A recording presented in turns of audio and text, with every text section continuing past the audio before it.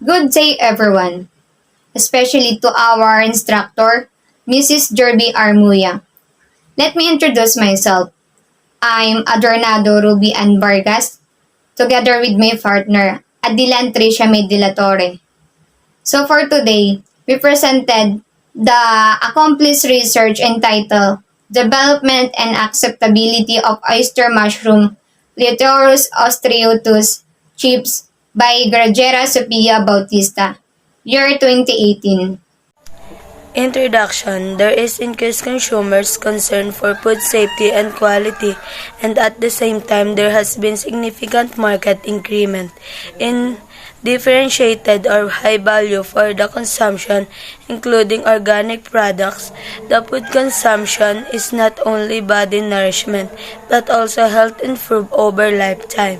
If the food available is not safe for its consumption, does not enhance health, it does not contribute to food security. There are already chips made from oyster mushroom, but in this study, some innovations were made like powdering the mushroom. Yet, the oyster mushroom chips are evaluated by respondents to know its level of acceptability. Objective of the study, or problem statement. This study sought to determine the development and acceptability of the oyster mushroom chips. Specifically, the study sought to answer the following questions.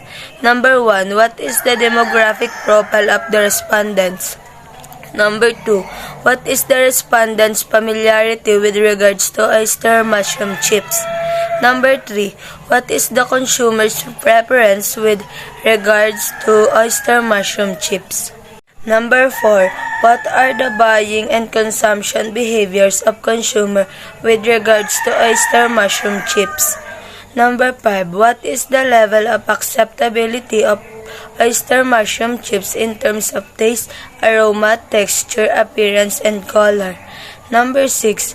What is the level of acceptability of packaging in terms of durability, convenience, attractiveness, economical, and sustainability, environment friendly, and labeling in terms of color, tint, image, text, and content?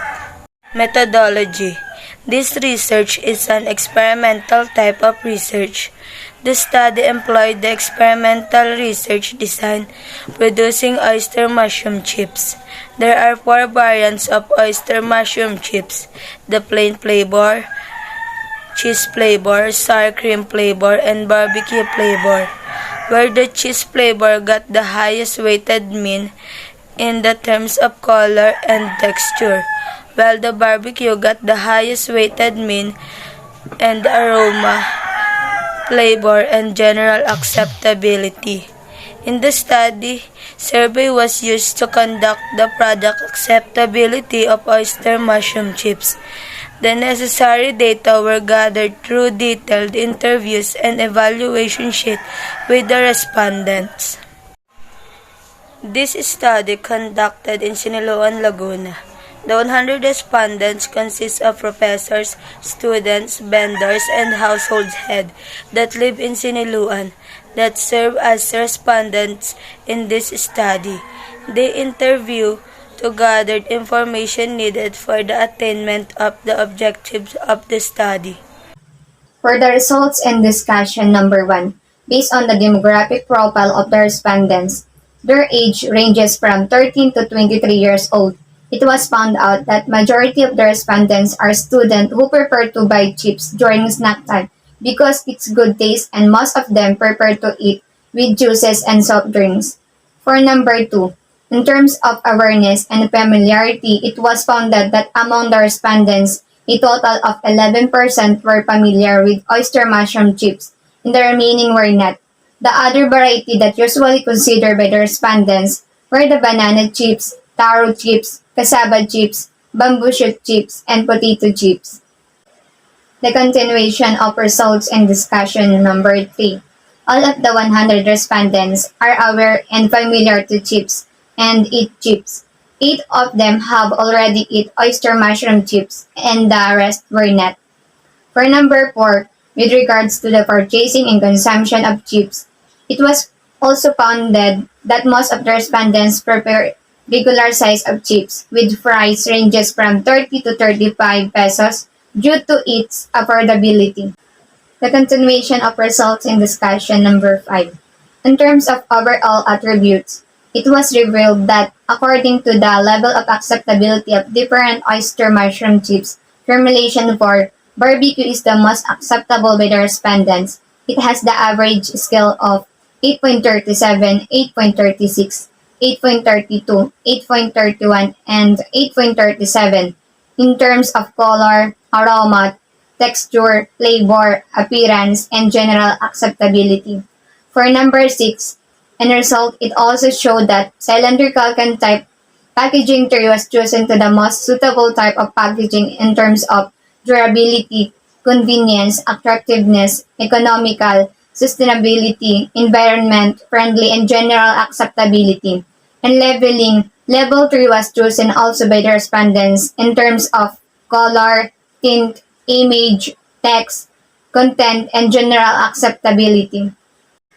For the conclusion, in view of the summary of the findings, the researcher therefore concludes the following. Different variants of oyster mushroom chips were acceptable to the respondents, among which barbecue is most preferred in terms of packaging and leveling cylindrical can and level 3 were chosen due to their durability and attractiveness. For the recommendation, the result implied that the product must undergo some improvements before getting introduced to the market. The following must be improved and recommended. The product was highly accepted by the respondents, thus the researcher recommends to kabutihan ng LSPU team to try this study as one of their products from oyster mushroom. In addition, the researcher encouraged others and especially the future researchers to get involved in this kind of study to improve and make it their business if impossible in the near future. The continuation of recommendation, the researcher also recommends others to attend trainings about oyster mushroom to be their business and be one of the oyster mushroom growers in Laguna. The researcher also recommends improving the levels and packaging if possible for more value adding and also in the main products, oyster mushroom chips, how much it can be profitable and each shelf life. For the critic, the strength to our critic, in this study, the researcher accomplished the following problem statement in the use of experimental research. The researcher gives product oyster mushroom to recommends to kabutihan ng LSPU to try this study as one of their products. For the limitation, this study focused on how oyster mushroom can be made in acceptability. The study was limited to some respondents that consists of parents, professors, students, and others who live in Siniluan, Laguna.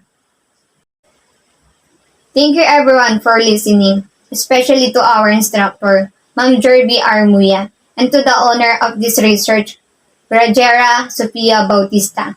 It is the end of our presentation in the mock research colloquium.